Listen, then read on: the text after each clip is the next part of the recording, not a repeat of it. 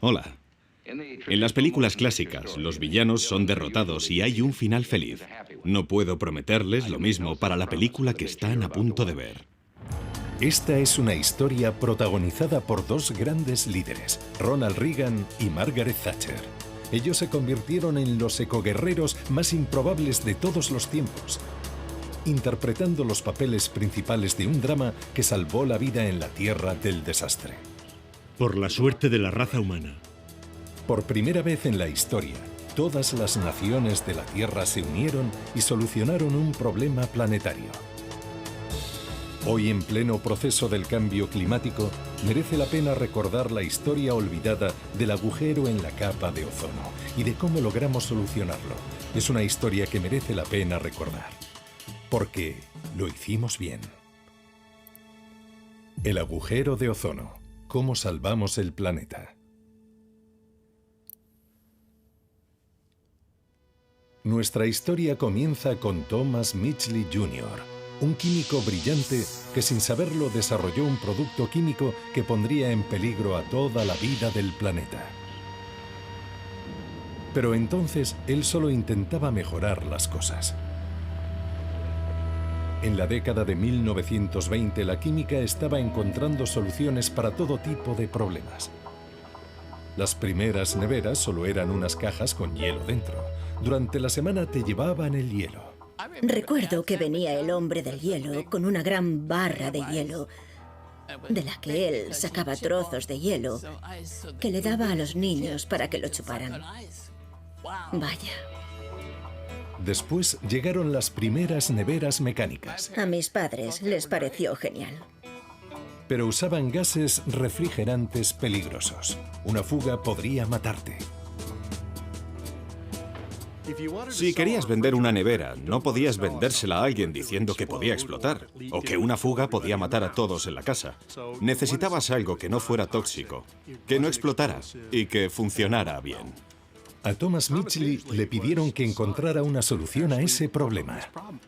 Química, alquimia, magia. Mitchell desarrolló un grupo de productos químicos artificiales llamados clorofluorocarbonos, marca Freon, que podían usarse como refrigerantes y que eran completamente inofensivos.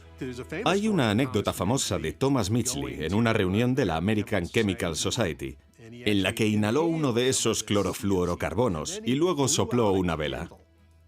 Sin duda fue una demostración dramática de la no inflamabilidad y no toxicidad de este gas en particular. No irrita la nariz, la garganta y los pulmones. En cuanto a si el freón es inflamable, solo miren. Apaga las velas. 1, 2, 3. Mitchell no tenía ni idea de lo devastadores que resultarían esos simples productos químicos. De hecho, él probablemente fuera el inventor más desafortunado de la historia. También creó la gasolina con plomo, que envenenó a millones. Y cuando él contrajo la polio, diseñó un sistema de poleas para levantarlo de la cama. Pero un día lo encontraron muerto, estrangulado por las cuerdas de su artilugio. Al principio, los CFC de Mitchell parecían una buena idea. Cosas mejores para vivir mejor gracias a la química. Podían usarse para fabricar neveras seguras. Damas y caballeros, Y todo el mundo quería una. aquí están. Pero la cosa no se detuvo ahí. Los CFC eran tan versátiles que podían usarse para muchas cosas. En la Segunda Guerra Mundial se necesitaba un propelente para insecticidas que no fuera inflamable para usarlos en carpas y demás. Utilizaron CFC como propelentes. Después de eso, el uso de los CFC como propelentes para los productos de higiene personal aumentó rápidamente. Raid los persigue como un radar y los ataca mientras se arrastran. Insecticidas, lacas, desodorantes, perfumes. El aire que respira cambia varias veces por minuto sin abrir una ventana. Y en los 50 llegó el aire acondicionado a los coches y a los hogares. Descubrimos que los CFC eran unos magníficos y solventes agentes espumantes para limpiar los chips de las supercomputadoras. Se usaban incluso en los inhaladores para asmáticos. Eran realmente maravillosos. Las maravillas de la química del siglo XX. Dale a tu hogar un spray saludable.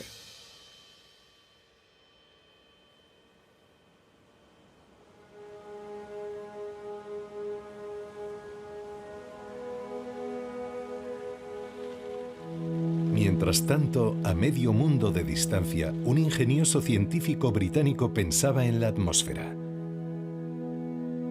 Jim Lovelock había formulado la hipótesis de Gaia, según la cual la Tierra sería un sistema autorregulado. En la década de los 60, Lovelock pensó que el aire en torno a su casa de campo parecía estar contaminado. Teníamos una casa en un pueblo maravilloso, a poca distancia de Dorset. En el verano, una densa bruma llenaba el aire cada vez que el viento llegaba desde Europa, y a mí me parecía que olía como el smog de Los Ángeles.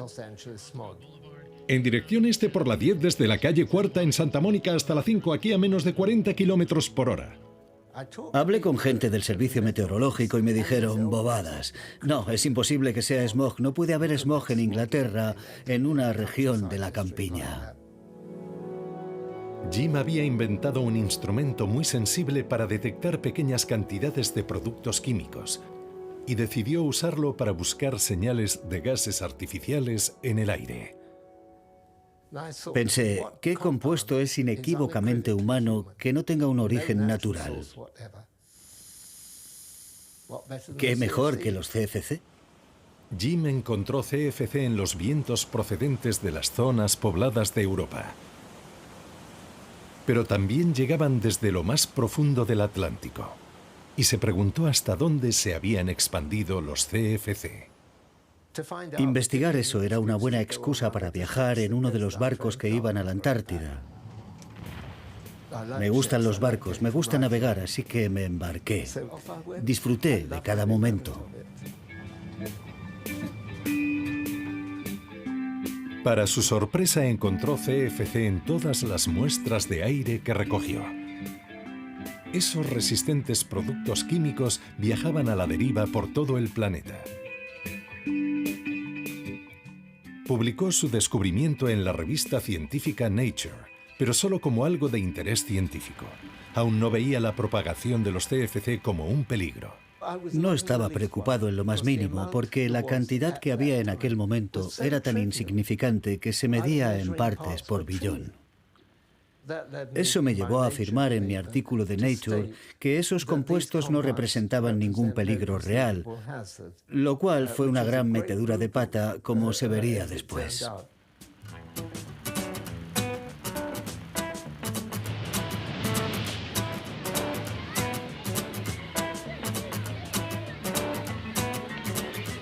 En 1973, poco después de que se publicara el artículo de Lovelock, Mario Molina se unió al laboratorio de química de la Universidad de California, Irvine, como investigador. Allí fue donde conocí a mi colega y gran amigo durante muchos años, Sherwood Rowland. Sherry, como lo llamábamos. Sherry le mostró a su nuevo colega la investigación de Lovelock y le sugirió que investigara dónde podrían acabar esos CFC errantes. Quizá no sea nada, pero quizá sea algo de lo que hay que preocuparse. En lo que se llama la estratosfera, existe un cinturón de... Gas ozono. Ozono. El ozono es un gas. La capa de ozono es... Justo aquí, una parte vital de la atmósfera de la Tierra. Es esencial para la vida porque nos protege de los rayos ultravioleta del sol. Mario descubrió que los CFC eran tan poco reactivos que sobrevivían en la atmósfera durante décadas. Y básicamente no había nada que los hiciera desaparecer del medio ambiente, hasta que alcanzaban alturas relativamente altas. Todo reacciona a altitudes suficientemente altas. Mario Molina predijo que cuando los CFC se disgregaban a causa de la radiación solar, el cloro liberado destruía la capa protectora de ozono del planeta a una velocidad aterradora. Si eso sucediera, el escudo terrestre que protege de las radiaciones dañinas se debilitaría y el aumento de la radiación más dañina llegaría hasta la Tierra. Esos rayos pueden provocar cáncer.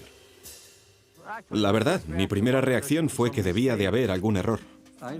Recuerdo que mantuve una reunión casi de urgencia con Sherry, solo para explicarle que teníamos un problema potencialmente enorme. Mira, esto es lo que podría pasar. Y él dijo, vaya, será mejor que lo estudiemos. Sherry era mi esposo. Un muy buen esposo, debo añadir. Una noche, cuando llegó a casa, yo estaba leyendo en la cama y le pregunté, ¿qué tal? ¿Cómo va el trabajo? Él contestó, va muy bien. El único problema es que creo que es el fin del mundo.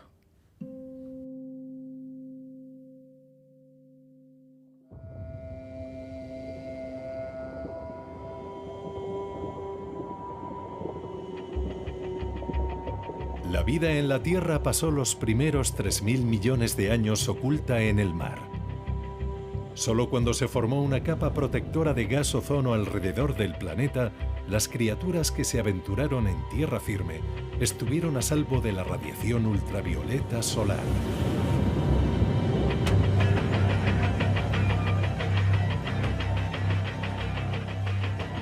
Los cálculos de Mario demostraron que los CFC estaban destruyendo tanto ozono que nos enfrentábamos a una epidemia de cáncer de piel, al colapso de la agricultura y a la destrucción de ecosistemas completos.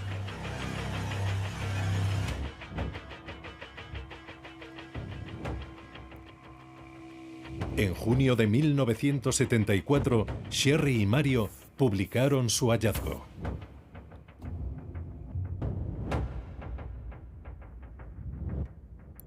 Pero nadie les prestó atención. No hizo ningún ruido, porque hablaba de unos gases invisibles que llegaban a una capa invisible, donde había unos rayos invisibles. Así que no pasó nada. Decían, oh, tienes que estar exagerando. ¿Cómo podrían esos compuestos industriales tan estables causar algo que sería un problema global?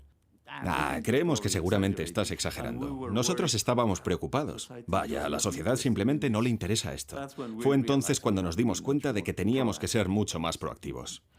Tiene que haber una forma mejor. Tal vez creas que la próxima gran amenaza para el mundo vendrá de... Mario y Sherry empezaron a hablar claro. Para evitar estos peligros, el hombre no puede seguir usando estos productos químicos. De hecho, en el futuro debemos reducir rápidamente la cantidad de estos productos que liberamos en la atmósfera.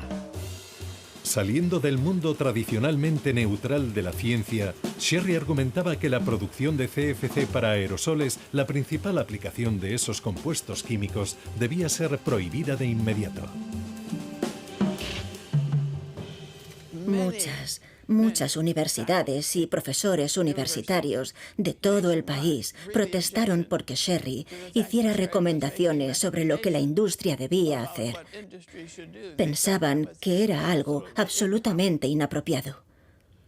Y el resultado de todo eso fue que de repente dejaron de invitarle a dar seminarios en departamentos de química en cualquier parte del país. Y durante unos 10 años no le enviaron más estudiantes de posgrado. Y eso le dolió mucho. ¿Pero qué le vas a hacer? ¿Parar? No.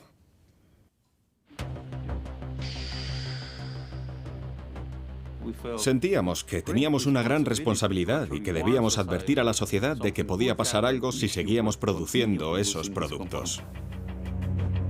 Los grandes fabricantes de productos químicos como DuPont, Allied y Union Carbide producían casi 900.000 toneladas de CFC al año.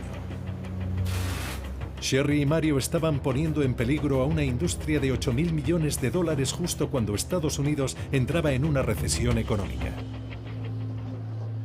Las compañías químicas no tardaron en contraatacar. La regulación es prematura y absolutamente errónea. Tiene el efecto potencial de acabar con un producto bueno y útil sin ningún respaldo científico. En las reuniones científicas, la industria arremetía contra Sherry. En el turno de preguntas y respuestas, se levantaban, agitaban papeles y, por lo general, la pregunta siempre empezaba así. ¿Alguna vez ha pensado en... ¿Y cómo se atreve a aterrorizar al mundo? Está destruyendo una industria. Prácticamente está destruyendo la economía de Estados Unidos y cosas de ese tipo. No era agradable, por decirlo suavemente. Las revistas de la industria publicaron artículos en los que se atacaba el trabajo de Sherry y Mario. Tenían sus revistas. El Aerosol o... ya he olvidado el nombre de esa revista. Era muy conocida entonces. Y uno de sus artículos nos acusaba. Ellos pensaban que tal vez fuéramos agentes de la KGB, que intentábamos perjudicar a la industria estadounidense. Entonces me lo tomé a broma. ¿Así que esa era la razón? Hay comunistas que ocultan su verdadero rostro, que trabajan sigilosamente. Eran agentes rusos. Tiene sentido, ¿verdad?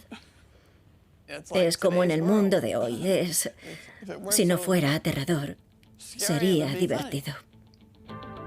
En 1975 la compañía química DuPont publicó anuncios en prensa en los que decía que cuando hubiera evidencias probadas de que los CFC suponían un peligro para la salud, tomarían la decisión de detener la producción de los productos contaminantes. Los gases químicos artificiales podrían provocar una catástrofe para la salud. La prensa entró en el debate. Científicos valientes enfrentados a las poderosas compañías químicas. Era la historia perfecta para un país que acababa de entrar en la era hippie de las protestas masivas. La cultura de la rebelión había dado lugar a una generación de abogados, científicos, políticos y economistas que se enfrentarían al problema de los CFC. Entre ellos, Stephen Anderson. Imagínenselo, tengo 20 años. Acabo de llegar a Berkeley, California, conduciendo un Volkswagen desde Utah. Es mi primer día de clase con todos mis libros y comiéndome un sándwich cuando de repente aterriza a mis pies una lata de gas lacrimógeno. Me cegó. No podía ver nada. Sentía náuseas y estaba ciego. Entonces me levanté, salí corriendo, choqué con un árbol y perdí el conocimiento.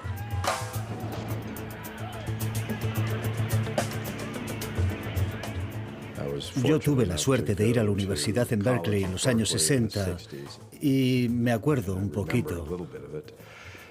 Es un chiste viejo. Yo participé en el movimiento contra la guerra. La universidad se puso en huelga. Ocupamos la oficina del rector. Darwood y Steve llegaron a la Universidad de Berkeley, California, cuando esta era el epicentro de un movimiento de protesta estudiantil internacional. Fue una gran llamada de atención. No solo eras un alumno universitario insignificante, también formabas parte de un gran problema. El gobernador de California, Ronald Reagan, había sido elegido tras prometer acabar con lo que llamó el caos de Berkeley. Presionado, envió a la Guardia Nacional. Ha creado un ambiente terrible en el campus. Es un mentiroso. Ahora no haga discursos políticos. No haga un discurso político de ese tipo. La protesta dio paso a manifestaciones masivas. Los ciudadanos exigían acciones sobre los derechos civiles, la guerra de Vietnam y el medio ambiente. Con 500.000 ejemplares, este es uno de los libros más vendidos del país. El libro de Rachel Carson sobre los riesgos de los pesticidas había conmocionado al público. Ella hizo que mucha gente en Estados Unidos tomara conciencia de los peligros de la contaminación y de que tal vez no todos los productos químicos fueran realmente buenos. Recuerdo que participé en el primer Día de la Tierra en 1970. 20 millones de estadounidenses salieron de sus casas para decir: no vamos a vivir al lado de vertederos que provocan enfermedades y cáncer. No vamos a vivir con agua sucia. No vamos a vivir con un río que arde en llamas. Marcados por aquella época, John Kerry, Ronald Reagan, Darwood Selke, Steve Anderson y Susan Solomon, todos ellos se convertirían en figuras clave en nuestra historia. El problema del ozono apareció en el momento justo, cuando los ciudadanos de Estados Unidos ya estaban muy concienciados respecto al medio ambiente y la contaminación. Sabían que el origen detrás de esa amenaza potencial para la capa de ozono era el uso de las lacas para el pelo y los desodorantes para las axilas. Estaban muy comprometidos. Desde Television City en Hollywood. En febrero de 1975, el problema de los CFC llegó a su punto álgido tras su aparición en el programa más visto en Estados Unidos, Todo en Familia. Uno de esos episodios contaba una discusión en la que Gloria, la hija, decidía que era socialmente irresponsable usar laca para el pelo. ¿Ah, sí? ¿Qué pasa con las latas de spray? ¿Qué? Sí, mira esto. ¡Esto mata! Oh, ahora mi laca mata. Sí, tu laca para el pelo, mi desodorante, todos los sprays. He leído que dentro de estas latas hay gases, Gloria, que llegan al aire y destruyen el ozono. Luego, a medida que avanzaba, el episodio daba más y más información técnica. ¿Qué es el ozono? El ozono es una capa protectora que nos rodea y protege de los rayos ultravioleta. ¿Sabes lo que pueden hacer? Quemarte al tomar el sol. Sí, la capa de ozono sigue ahí, pero cuando desaparezca tendrás cáncer de piel y Dios sabe lo que le hará a las plantas y a los cultivos.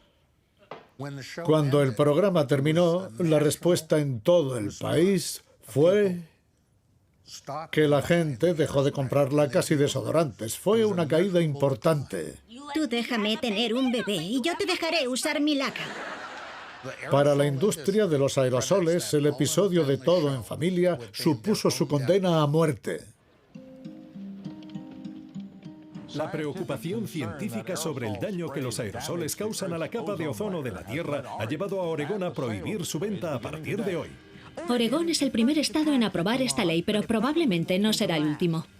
La Administración de Medicamentos y Alimentos ha declarado hoy que planea prohibir el uso de fluorocarbonos como propelente en aerosoles.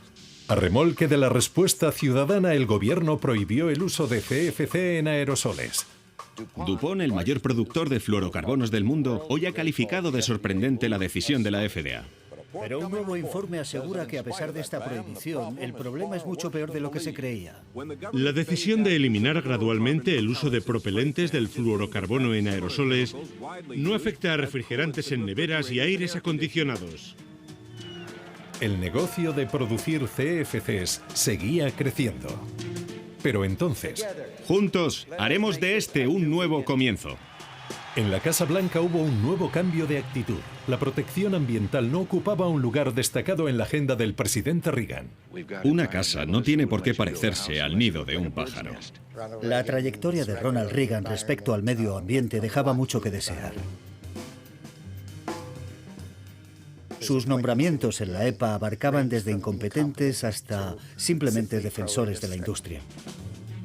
Para dirigir la EPA, Reagan eligió a Ann Gorsuch. Ella le dijo al Congreso que la teoría de Sherry y Mario era muy controvertida y limitó las investigaciones de la agencia sobre el tema. He estado y seguiré estando entregada a los principios del presidente y el trabajo de proteger el medio ambiente. Nosotros trabajábamos cerca de esas personas. Genial. Implicamos a científicos próximos, al gobierno federal, epidemiólogos y expertos en cáncer de piel. Entre todos, presentaron un caso bastante convincente.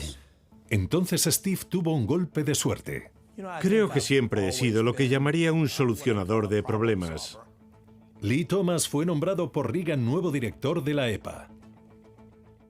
Creo que este es realmente un problema que debemos solucionar por nuestros hijos. Recuerdo un día en mi oficina, con todo el personal, con gente como Stephen Seidel, en el que estábamos hablando de, bueno, ¿cómo vamos a encontrar una solución para esto? Y recuerdo que dije, a mí me parece que lo que tenemos aquí son productos químicos que están causando un problema. Y creo que lo que tenemos que hacer es concentrarnos en cómo eliminarlos. Para Lee, el problema exigía tomar medidas drásticas. Prohibir por completo el uso de todos los CFC. Y no solo en Estados Unidos. El resto del mundo produce más productos químicos que Estados Unidos. Estaba convencido de que si teníamos que encontrar una solución, esta no se podía limitar a las empresas estadounidenses, ya que se opondrían con uñas y dientes. Al mismo tiempo, Bob Watson de la NASA también declaró que el problema de los CFC era un problema global. El equipo de Bob había estado monitorizando la salud de la capa de ozono y enseñó a los políticos las previsiones de las computadoras sobre los efectos de los CFC en la atmósfera. Sin prisa, pero sin pausa, fui reuniendo a científicos de todo el mundo para tomar una valoración internacional. El argumento era muy sencillo. Si tienes un problema global que requiere una acción global, lo que realmente necesitas es un trabajo en el que confíen todos los gobiernos del mundo. Las evidencias contra los CFC se acumulaban y en marzo de 1985 se alcanzó un acuerdo internacional. Más de 20 naciones firmaron la Convención de Viena para la protección de la capa de ozono. Todos estaban de acuerdo en que la desaparición del ozono sería un desastre, pero no tomaron ninguna medida para reducir los CFC. El reloj seguía corriendo. Aunque se prohibieran mañana estos productos químicos, en la atmósfera ya hay los suficientes como para seguir causando daños durante décadas.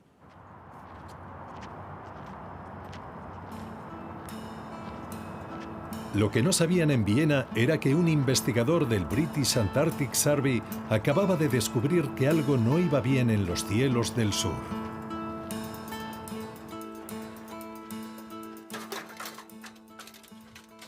Una de las cosas que usamos en la década de 1970...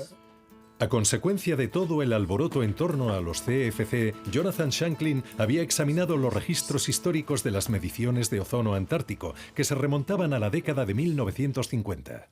Empecé a hacer a mano algunos como este, en una hoja de papel cuadriculado.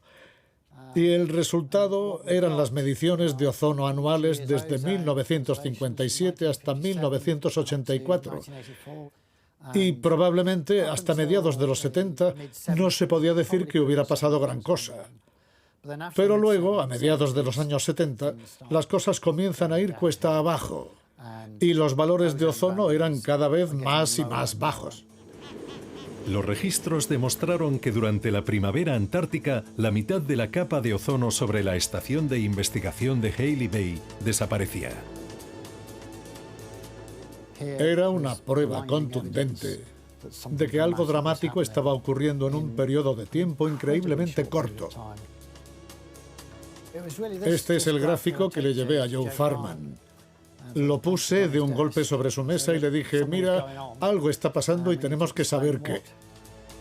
Los jefes de John, Joe Farman y Brian Gardner se quedaron sin palabras cuando lo vieron. Un instrumento de última generación llamado espectrómetro de mapeo de ozono total y controlado por el Centro de Vuelo Espacial Goddard de la NASA había estudiado de forma detallada la capa de ozono de todo el planeta. John no podía entender por qué la NASA aún no había detectado la disminución del ozono. De hecho, escribí a los chicos que calibraban los satélites, señalándoles que nuestros valores de ozono parecían un poco bajos y preguntando si sus satélites lo habían confirmado. Sí, pero debes comprender que aquí, en Goddard, hay 10.000 personas que trabajan aquí. ¿A quién le enviaste la carta? En realidad, habían escrito a la persona equivocada. Sin nada en la NASA que pudiera sugerir que estaban equivocados, Joe, Brian y John publicaron sus resultados en mayo de 1985. Cada octubre, un agujero aparece en la capa de ozono sobre el Polo Sur, y lo que más preocupa a los científicos es que no saben con seguridad qué causa ese agujero. El informe de Farman cayó como una bomba. Entonces, volvimos a revisar las observaciones de los satélites y descubrimos que la forma en la que habíamos procesado los datos era incorrecta.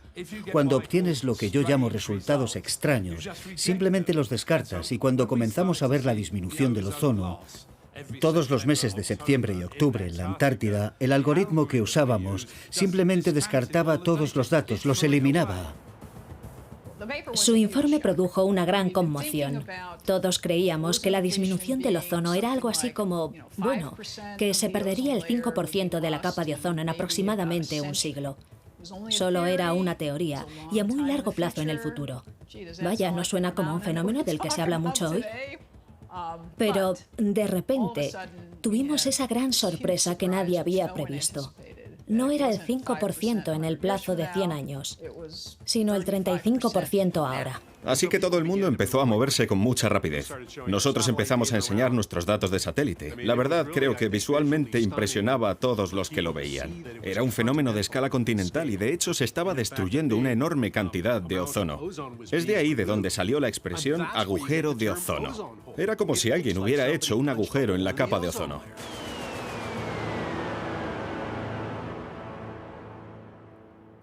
Después, cuando comprendes que tiene una escala continental y que desconoces la causa, empiezas a preocuparte de verdad. ¿Dónde acabará esto? Lo único que veíamos era que el ozono estaba desapareciendo, y que estaba desapareciendo muy deprisa. Pero, ¿cómo terminaría aquello? Tengo que admitir que hubo noches en las que me costó dormir pensando en todo eso.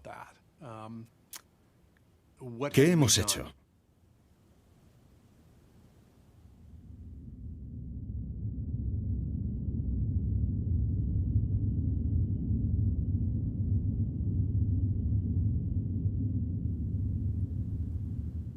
La pregunta clave era, ¿por qué? ¿Por qué estábamos viendo una pérdida tan grande de ozono? ¿Se debía a la actividad volcánica en la Antártida? ¿Se debía a los compuestos que contenían cloro? ¿O simplemente eran algunos extraños fenómenos meteorológicos? Así que era absolutamente crucial que fuéramos a la Antártida y lleváramos a cabo experimentos que pudieran distinguir entre esas tres teorías. Mientras los científicos hacían lo que hacen los científicos, en Washington los políticos se esforzaban por convencer a los altos funcionarios del gabinete Reagan de que los CFC eran un verdadero peligro. John Negroponte era entonces subsecretario de Estado responsable de los asuntos medioambientales. Había un grupo de personas muy sólido en el proceso intergubernamental en Washington que creía en la ciencia. Pero también había quienes lo negaban. Había negacionistas climáticos, negacionistas de la desaparición del ozono en ese momento, igual que los tenemos hoy en Washington. Y algunos de ellos ocupaban cargos muy altos. El secretario del Interior, Don Hodel. El asesor científico del presidente no estaba convencido, lo cual resultaba un poco sorprendente. En una reunión, Hodel sugirió que en lugar de firmar un tratado internacional para prohibir los CFC, los estadounidenses simplemente debían aprender a usar sombrero y protector solar. Alguien pensó que debían filtrarse los comentarios de Hodel al abogado David Doniger. Pero Dave no estaba en su despacho. Tenía que arreglar el coche. Así que llamaron al taller y le contaron la historia. Inmediatamente, David se puso en contacto con sus amigos del Washington Post y del Wall Street Journal. No podía decirles quién era mi fuente, así que les dije, simplemente llamad al secretario Hodel a ver lo que dice. Y me quedé esperando en el taller de coches. Media hora después, el periodista me volvió a llamar y me dijo, no te lo vas a creer, Donald Hodel ha confirmado lo que me dijiste. La prensa tuvo su día de fiesta. Hodel se convirtió en el hazmerreír de todos. El plan de protección personal de Don Hodel, como él lo llamaba, desapareció enseguida de las reuniones del gabinete. Mientras tanto, la industria química comenzó a mirar al futuro. Habían insinuado que serían capaces de desarrollar nuevos productos químicos para reemplazar los CFC. Lo único que necesitaban ahora era que el presidente apoyara al tratado internacional para eliminar los CFC gradualmente. Yo era secretario de Estado del presidente Reagan. John Negroponte fue quien me llamó la atención al respecto y yo le presté mucha atención. Lo que sucedió básicamente es que el señor Schultz creía firmemente en este esfuerzo, aunque él no fuera precisamente un idealista soñador.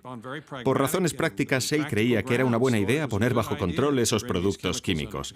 Y personalmente le expuso y le explicó todo el tema al presidente Reagan. Bueno, yo no estuve presente en esa conversación, así que no sé cuáles fueron las palabras exactas que utilizó, pero el presidente no dijo que no. Cuando llegó al cargo, Ronald Reagan, como sabemos, no era un ecologista, pero era un hombre amante del aire libre. Él tenía un rancho, le encantaba estar al aire libre, montar a caballo, hacer agujeros para los postes, el trabajo físico. Le gustaba contemplar el interminable horizonte, como él lo llamaba. Digamos que de forma instintiva apreciaba mucho el medio ambiente. ¿Va a poner la cerca hasta Blackback Road, señor? Sí, estaremos ahí afuera. Es más, Reagan, que padecía cáncer de piel en la nariz, Protegeos del sol. entendió los peligros de la radiación del Sol. ¡Quema!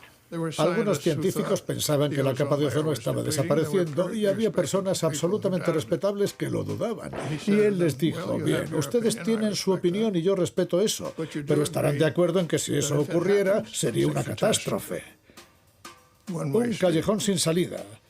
Entonces, ¿por qué no contratar una póliza de seguro? Y esa fue una gran idea. No los ponía de nuestra parte, pero nos los quitaba de encima. Queremos conocer su opinión para una película que estamos haciendo sobre Montreal. Es una buena ciudad. Lee Thomas, el director de la EPA, viajó a Montreal con el respaldo del presidente en septiembre de 1987 para intentar negociar la eliminación gradual global de los CFC. Estamos hoy aquí porque reconocemos que es necesaria una acción urgente para evitar la destrucción del escudo protector de ozono de la atmósfera. Al mismo tiempo llegaban equipos de investigación a la Antártida y a Chile para investigar las causas del agujero de ozono. Sabíamos que había un agujero de ozono en la Antártida y no en el Ártico, y eso era algo inusual. Sabíamos que estaba allí en primavera. Así que tuve la idea, bueno, ya sabes, de que podían estar produciéndose reacciones químicas en las nubes estratosféricas polares. Susan Solomon, una brillante y joven química, intuyó que el cloro de los CFC podría estar acumulándose en las nubes a gran altitud que solo se forman en los cielos más fríos. Normalmente no se forman nubes a alturas estratosféricas. Cuando vuelas en un avión y miras hacia abajo, ves nubes, pero si estás lo suficientemente alto, cuando miras hacia arriba no verás nubes encima de ti a menos que estés en la Antártida. ¿Qué estamos viendo? ¿Un azul o un rojo? Un rojo.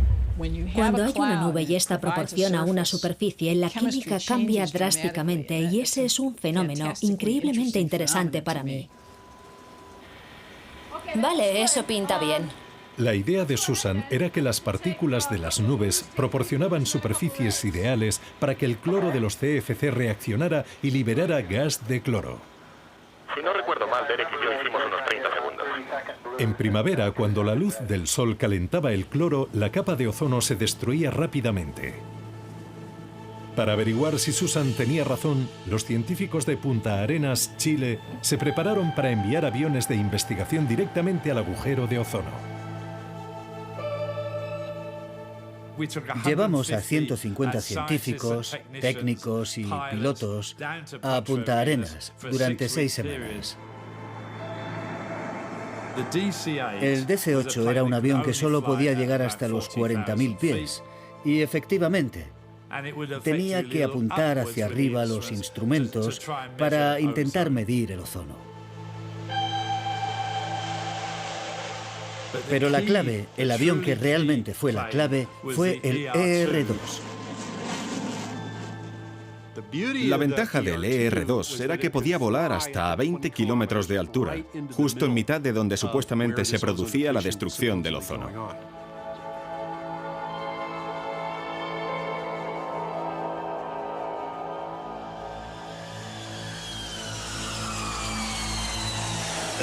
Nada más aterrizar los aviones, los científicos analizaron rápidamente todos los datos y ese fue el momento, ¡eureka! Todos dijeron, ya tenemos la respuesta básicamente, pero debíamos ser precavidos. Decidimos no contarle a los negociadores en Montreal lo que habíamos descubierto, porque si estábamos equivocados, si nos equivocábamos, los negociadores nunca habrían vuelto a confiar en nosotros. Lo único que teníamos era nuestra credibilidad, de forma que aunque estábamos casi seguros de lo que habíamos descubierto en la Antártida, queríamos asegurarnos por partida doble. En Montreal, Lee Thomas luchaba por negociar un acuerdo global. Lawrence Jan Brinkhorst, el negociador de la Unión Europea, estaba bloqueando las iniciativas de Estados Unidos para el acuerdo. Recuerdo que una noche muy tarde, probablemente a medianoche, llegamos a un punto muerto completo. Yo dije, ¿sabes? Creo que estamos ante una gran oportunidad aquí. Si pudiéramos sentarnos con Brinkhorst, creo que llegaríamos a un acuerdo. Y uno de los chicos dijo, bueno, creo que su grupo ha ido a un pub. Así que fuimos allí y Lawrence, Jan Brinkhorst y yo hicimos una parte en una mesa con una cerveza y resolvimos el problema. Llegamos a un acuerdo entre nosotros y él dijo, ahora tengo que volver y hablarlo con mis países miembros. Él siempre decía eso. Esa era la táctica negociadora de la Unión Europea.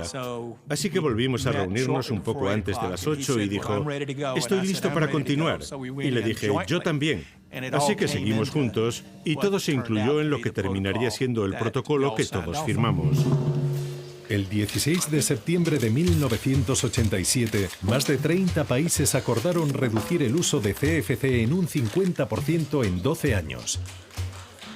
Y firmaron el Protocolo de Montreal, el primer tratado global para reducir la contaminación.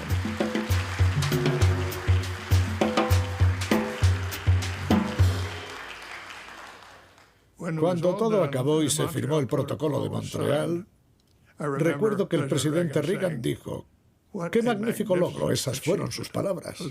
¡Magnífico logro! 2 semanas después, la NASA publicó los datos del vuelo al agujero de ozono. Cuando el avión entró en el agujero, el ozono disminuyó y los niveles de cloro se dispararon. Habían encontrado la evidencia definitiva. Los productos químicos artificiales estaban destruyendo la atmósfera del planeta. Para agravar las cosas, poco después se confirmó la destrucción de ozono en el norte. Nos enfrentamos a un problema que afecta a regiones muy pobladas del hemisferio norte. Todas las miradas se volvieron hacia las compañías químicas y después hacia este hombre, Mac McFarland, el científico jefe de DuPont. Los jefes de McFarland querían saber urgentemente cuánto había que recortar la producción de CFC para detener la catástrofe. Recuerdo que no tenía la información, no tenía mis libros conmigo. Estaba en casa y no quería ir a la oficina a medianoche.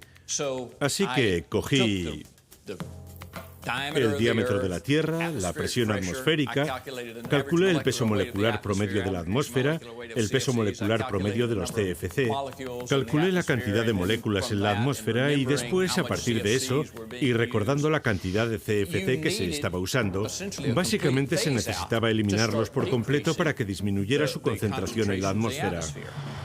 McFarland informó a sus jefes de que reducir los CFC no detendría la desaparición del ozono. La producción de los CFC debía acabar, y DuPont había hecho una promesa. Recuerdo que el presidente Dick Heckard dijo entonces, está bien, la ciencia es clara. Nos comprometimos a eliminarlos gradualmente y eso es lo que haremos. Tras combatir la idea de su prohibición durante 14 años, DuPont anunció que dejaría de producir CFC, pero no decía cuándo. Antes, el mundo necesitaba averiguar cómo vivir sin el maravilloso producto químico de Thomas Mitchell. De regreso en la EPA, Stephen Anderson recibió la colosal misión de encontrar formas de que la industria pudiera seguir sin CFC. Era el peor trabajo que alguien podía tener. Mirando hacia atrás, cuesta creer la cantidad de cosas que teníamos que cambiar. Los CFC se usaban en la medicina, en el armamento, en la fabricación de cohetes, de espumas para cojines, de sillas, salpicaderos, puertas, todo lo imaginable, desde una nevera hasta cápsulas espaciales. 100 productos químicos, 240 sectores. A continuación, los países en desarrollo. Ellos no podían permitirse las nuevas tecnologías libres de CFC. La ayuda llegó de un sitio sorprendente. Al igual que Reagan, Margaret Thatcher no creía en la regulación de la industria. Ella era la primera mujer primera ministra de Gran Bretaña, pero se había formado como química y estaba aún más orgullosa de ser el primer científico primer ministro del país. Era una mujer entre hombres y una científica entre no científicos. Se consideraba a sí misma como primera ministra, algo así como la voz de la ciencia. Ella fue más lejos que la mayoría de los políticos. Realmente ella aportó una dimensión científica a la política de una forma que nadie había hecho nunca. Ella comprendió perfectamente la importancia de la desaparición del ozono estratosférico y, para ser honesto, me quedé absolutamente impresionado por su inteligencia y por las perspicaces preguntas que hizo. Y fueron perspicaces. Justo cuando el Protocolo de Montreal necesitaba respaldo internacional, Maggie dio un paso al frente. Gracias. Apeló a los líderes mundiales para conseguir los fondos necesarios. Todos los países se verán afectados y nadie puede optar por no participar.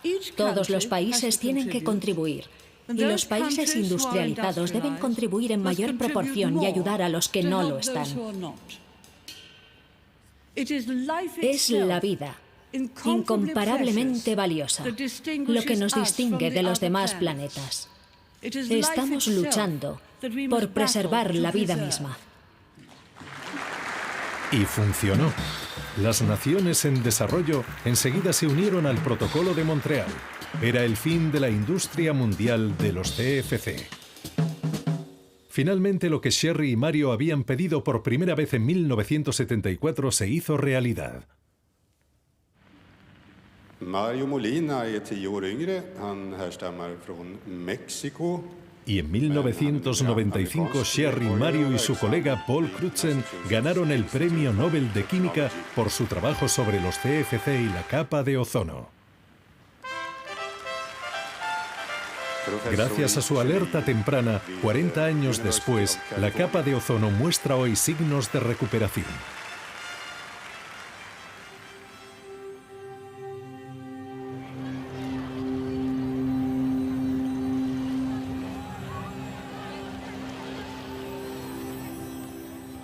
Lo que estamos viendo en este momento es que la concentración de productos químicos que destruyen el ozono está disminuyendo rápidamente, lo cual demuestra que las regulaciones están funcionando. La capa de ozono ya no desaparece y ahora hay señales de que el agujero de ozono antártico se recupera. Como parte de la misión de la NASA que estudia nuestra atmósfera, Paul Newman lleva décadas controlando la capa de ozono. En el futuro esperamos que los agujeros de ozono estén en un rango de 25 millones de kilómetros cuadrados, con un promedio de alrededor de unos 21 millones de kilómetros cuadrados. Aquí se puede ver que el agujero de ozono es enorme y que empieza a formarse. Después alcanza su extensión máxima a principios de octubre y luego comienza a desplazarse hacia latitudes medias. Se calcula que el agujero de ozono se reducirá y se recuperará por completo alrededor de 2065. Pero, ¿qué habría pasado si no hubiéramos terminado con la utilización de los CFC? Estas son dos simulaciones de modelos. El azul muestra un valor de ozono muy bajo y el rojo de ozono muy alto. Y esta simulación es el mundo que nos esperaba, con todo lo que eso implica. Con él aumentó el cloro, que se controló con el Protocolo de Montreal y luego comenzó a disminuir. De forma que las cosas mejoran día a día para el ozono en nuestro mundo esperado. Pero el mundo evitado es un caso completamente diferente. Aquí se empiezan a ver estos agujeros de ozono realmente enormes y alrededor del año 2020 se empieza a ver cómo aparece un agujero en el ozono ártico. Aquí. Y si nos fijamos, en las latitudes medias hay muchos rojos aquí. Ya no existen estos valores altos de ozono. Todo el ozono desaparecía en este mundo evitado. Y es algo muy bueno que no hayamos recorrido el camino hasta este mundo. En este futuro, la radiación que llega a América del Norte habría sido lo suficientemente fuerte como para causar quemaduras solares en cuestión de minutos. Se habrían perdido millones de vidas a causa del cáncer de piel. La agricultura se habría colapsado. La acción humana ha resuelto la primera gran amenaza para el medio ambiente del planeta provocada por el hombre. Pero para la familia del Protocolo de Montreal, el trabajo continúa. Nuestra historia tiene un giro inesperado. En los años posteriores a la prohibición de los CFC, empezamos a usar unos gases nuevos llamados HFC, hidrofluorocarbonos, en neveras y aparatos de aire acondicionado. Los HFC son amigables con el ozono, pero son gases de efecto invernadero muy potente, 1000 veces más potentes que el dióxido de carbono. Se han convertido en el agente de crecimiento más rápido que contribuye al cambio climático. Durante casi una década, el abogado y ambientalista Darwood Selke ha instado a los países para que pongan fin al uso de estos productos químicos. Nos encontramos en el final del proceso del grupo de trabajo del Protocolo de Montreal, aquí en París, y son probablemente las 9 de la noche de un viernes. Hay 95 países, de un total de 198, que han hecho propuestas formales para enmendar el Protocolo de Montreal, para deshacernos de esto, de estos supergases de efecto invernadero, los HFC, los hidrofluorocarbonos. A Pakistán le preocupa que haya sustitutos disponibles que permitan que los aparatos de aire acondicionado sigan funcionando tan bien como hasta ahora. Es algo bastante importante en un país que acaba de perder 2000 personas durante la última ola de calor hace solo 3 semanas. Las negociaciones llegaron a su punto culminante en la reunión del Protocolo de Montreal de 2016 en Kigali, Ruanda. Entonces, el secretario de Estado John Kerry sabía que si se alcanzaba un acuerdo sobre los HFC, se reduciría un impresionante medio grado del calentamiento global previsto. Iba caminando por el pasillo, dirigiéndome al lugar donde sabía que estaba reunida la delegación, y entré diciendo, mirad, tenemos que hablar. Así es como podemos resolver esto. La verdad, era una oportunidad enorme para hacer una contribución importante, para controlar la temperatura de la Tierra, del planeta. En serio, ¿con qué frecuencia puedes hacer algo constructivo que afecte al planeta como un todo? El 15 de octubre de 2016, las naciones del mundo acordaron incluir los HFC en el Protocolo de Montreal y empezar a trabajar para eliminar gradualmente su producción. Un nuevo éxito para el tratado que hoy es considerado el acuerdo medioambiental más exitoso jamás alcanzado.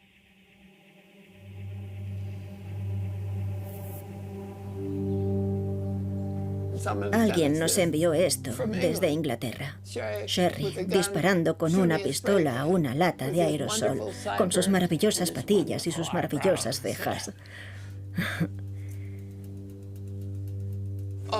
Este era el estudio de Sherry Rowland. Si Sherry Rowland estuviera aquí, no podríamos entrar porque estaría lleno de papeles. Por todas partes. No vio su escritorio durante años. Este es el premio Nobel en persona. Aquí está. En un lado está la fecha y el nombre de Sherry. Es de oro macizo, es muy pesado y muy bonito. Me siento orgullosa de él como persona y de su trabajo, sí, pero como persona fue realmente maravilloso. Murió en 2012, el 10 de mayo de 2012. En las celebraciones del 20º aniversario del Protocolo de Montreal, Sherry y Mario fueron los invitados de honor. En cierto momento, les pidieron a Sherry y a Mario que subieran al escenario. Y cuando les presentaron, todos los presentes se pusieron de pie y aplaudieron. Todos. Aplaudían a los dos y fue muy emocionante. Ellos dieron las gracias. Y Sherry y Mario hicieron... Estaban sorprendidos. Fue un momento maravilloso.